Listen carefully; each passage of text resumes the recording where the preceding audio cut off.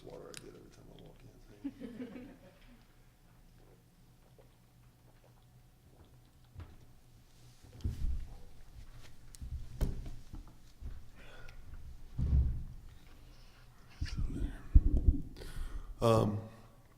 Obviously, an electric crowd tonight. And I want to start off and say how appreciative I am of our fans for coming out in droves and the whiteout. And this is what college basketball is supposed to be. And this is what college basketball in a region that loves basketball is supposed to be. And this is what BB&T Arena can oftentimes be if we continue to get people to come out and enjoy an extremely competitive Horizon League game. Really proud of our guys. Felt like in the first half, they had that look on their face like it was last year's game where it was kind of couldn't get our rhythm, never could get going, and challenged them to stay with it. That Wright State was not going to break. That's just not what they do. They're a well-coached, tough, disciplined team, and you have to go beat them. They don't give you games. And I said we're gonna have to beat them in the second half, and we're gonna have to do that by getting the game up and down the floor a little bit more, and we're gonna have to do that by getting consecutive stops. And the ball go in the basket, just stay with it. And to our guys' credit, they did that, and certainly, obviously, Jalen Tate and Drew McDonald took over the game in the second half, is what your all-conference leaders are supposed to do in games like this. John, you shoot really poorly in the first half. The second half, you're on fire. What do you think was the difference? What changed it? I just think that seeing the ball go through the net, Don, I mean, I think it's a situation where you got guys that they're really good players, and they're going to make shots eventually, right? And they just need the ball go through the net. I mean, Dantez Walt was 1 for 7. Tyler Sharp had 14 points and didn't make a 3.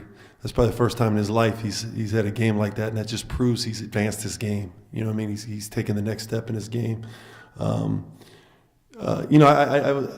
felt like, we tried to utilize Walt. I thought he could really be a good matchup for us, and he just didn't play well tonight. And he needs to play better instead of worrying about three-point shooting. He needs to do more than just worry about three-point shooting. I didn't think he impacted the game the way he's capable of.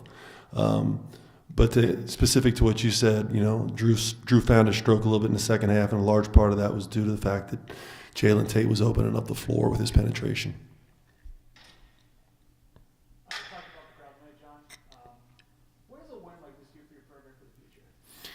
Well, I mean, that's who we are. So for the fans that just came out tonight, keep coming, because that's who we are. I mean, a lot of times we play better than that, but this is what we do, and we're just going to keep being us. And I think what it does is it gives more people an idea of how fun BB&T Arena is, how fun basketball can be here, and continue to grow our brand and on a national audience. And I'm sitting here in front of you with a bunch of men that when they first got here, including myself, there was about 800 to 1,500 people in the stands. Now I don't know what the number was tonight, but it was a lot. And we want to build the brand of this university. That's part of our responsibility, and we take that very seriously. And the fans really helped us get it through the second half. They really helped us come. I've said to everybody, it's been a louder crowd this year, and it's really helped us down the stretch. And certainly tonight spoke to that. Yesterday we talked about Loudon Love and how much he's improved. You guys talked about 3 rebounds tonight. What did you say about your team?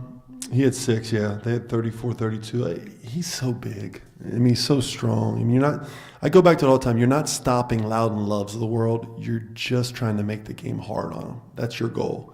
And as I'm sure that's the goal with Drew McDonald when you play against him. I thought our guys fought around the rim, made it tough on him to finish there at the end, and got 2 big loose balls. We weren't getting any of the loose balls from about the 7-minute mark to about the 2-minute mark. And then we got most of them the last minute and a half, 2 minutes. If we wouldn't have done that, then we wouldn't have came out of here with a win. John, is there something that we wouldn't see in the stat sheet that happened tonight that you noticed that was a key to this win, that you just don't look at the stat sheet, that a player did something, that just you don't look at the stat sheet and it contributed to the win? I thought Paul Joko's minutes prior to his technical, because after that I lost him mentally.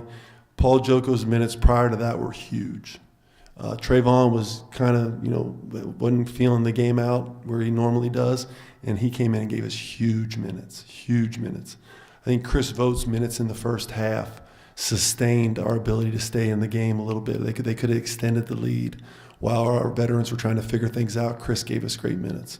I think those are the things that probably show up, Don, that don't show up necessarily on a stat sheet of points, rebounds, and assists. Thanks, guys.